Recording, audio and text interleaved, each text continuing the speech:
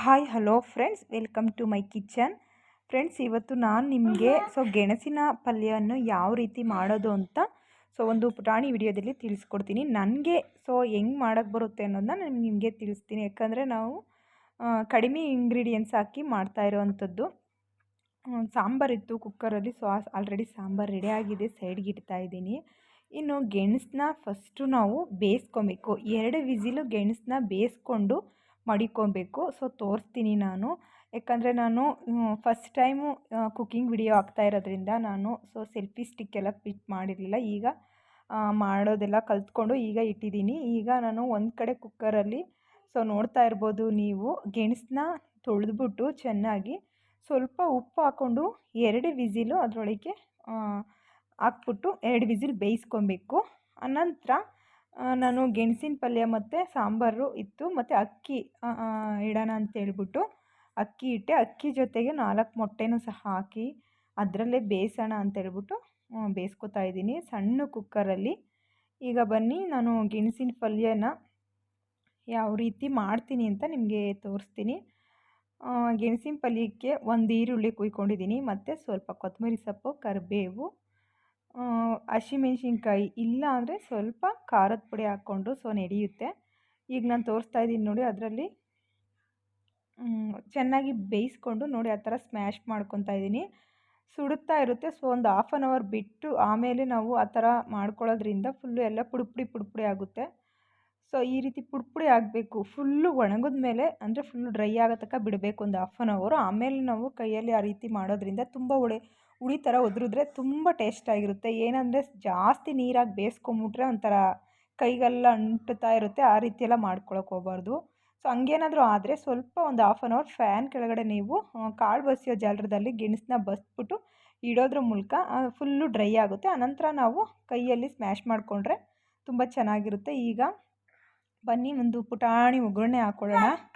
ನೋಡಿ ಫ್ರೆಂಡ್ಸ್, ಈಗ ಬಾಣಲಿ ಇಟ್ಟಿದ್ದೀನಿ. ಈಗ ಬಾಣಲಿ ಇಟ್ಬಿಟ್ಟು ಸ್ವಲ್ಪ ಸಾಸಿವೆ ಹಾಕ್ತಾ ಇದ್ದೀನಿ.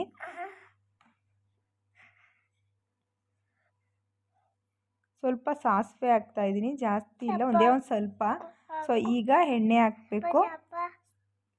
ನನ್ನ ಮಗ ಅಂತೂ ಕೇಳಿಸ್ಕೊತಾ ಇದ್ದಾನೆ, ನೋಡ್ತಾ ಇದ್ದಾನೆ ಯಾವ ರೀತಿ ಮಾಡ್ತಾ ಇದ್ದಾರೆ ಅಂತ ಹೇಳ್ಬಿಟ್ಟು. ಒಂದೇ ಒಂದು ಈರುಳ್ಳಿ ಕಟ್ ಮಾಡ್ಕೊಂಡಿರೋದು, ಮತ್ತು ಹಸಿಮೆಣ್ಸಿನ್ಕಾಯಿ ಇಲ್ಲದಕ್ಕೆ ನಾನು ಒಂದು ಅರ್ಧ ಸ್ಪೂನು, ಅಂದರೆ ಜಾಸ್ತಿ ಖಾರ ಇರಲ್ಲ, ಪ್ಯಾಕೆಟ್ ಪೌಡ್ರು ಬರುತ್ತಲ್ಲ ಅದರಲ್ಲಿ ಒಂದು ಅರ್ಧ ಸ್ಪೂನ್ ನಾನು ಖಾರ ಪುಡಿನ ಸೇರಿಸ್ಕೊಂಡೆ. ಹಸಿಮೆಣ್ಸಿನ್ಕಾಯಿ ಇರಲಿಲ್ಲ. ಸ್ವಲ್ಪ ಕೊತ್ತಂಬರಿ ಸೊಪ್ಪು ಮತ್ತು ಕರಿಬೇವಿನ ಸೊಪ್ಪು ಹಾಕ್ಕೊಂಡೆ. ಹಂಗೇ ನೋಡಿ, ಒಂದೇ ಒಂದು ಸ್ವಲ್ಪ ಒಂದೇ ಒಂದು ಚಿಟಿಕೆ ಅರಿಶಿನ ಪುಡಿ ಹಾಕೋತಾ ಇದ್ದೀನಿ. ಯಾಕಂದರೆ ಕಲ್ಲರ್ಗೋಸ್ಕರ ಹಾಕೋತೀನಿ, ಚೆನ್ನಾಗಿರುತ್ತೆ ಅಂತ. ಕೆಲವರು ಹಾಕ್ಕೊಳ್ಳಲ್ಲ. ಮತ್ತು ಒಂಚೂರು ಗರಂ ಮಸಾಲ ಪೌಡ್ರು ಟೇಸ್ಟಿಗೋಸ್ಕರ ಹಾಕೋತಾ ಇದ್ದೀನಿ. ತುಂಬ ಚೆನ್ನಾಗಿರುತ್ತೆ.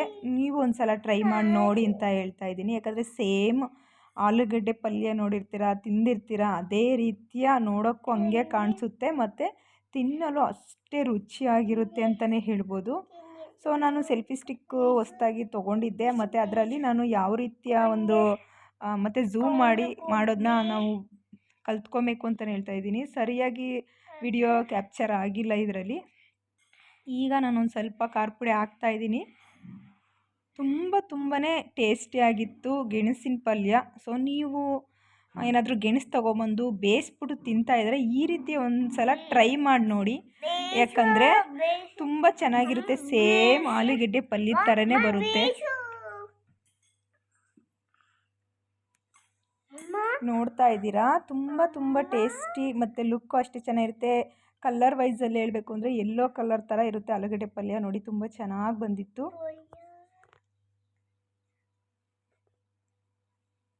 ಹಾಗೆ ಇವಾಗ ಹಿಟ್ಟು ಜೊತೆಗೆ ಅಥವಾ ರೈಸು, ಅನ್ನ ಸಾಂಬಾರು ಏನೋ ಮಾಡ್ಕೊಂಡಿದ್ದಾಗ ಅದ್ರ ಜೊತೆಗೆ ಸೈಡ್ಗೆ ಹಾಕ್ಕೊಂಡು ತಿನ್ಬೋದು. ಚಪಾತಿ ಜೊತೆ ತಿನ್ಬೋದು, ಕಾಫಿ ಜೊತೆನೂ ಸಹ ಸೈಡಾಗಿ ತಿನ್ಬೋದು. ತುಂಬ ಚೆನ್ನಾಗಿರುತ್ತೆ.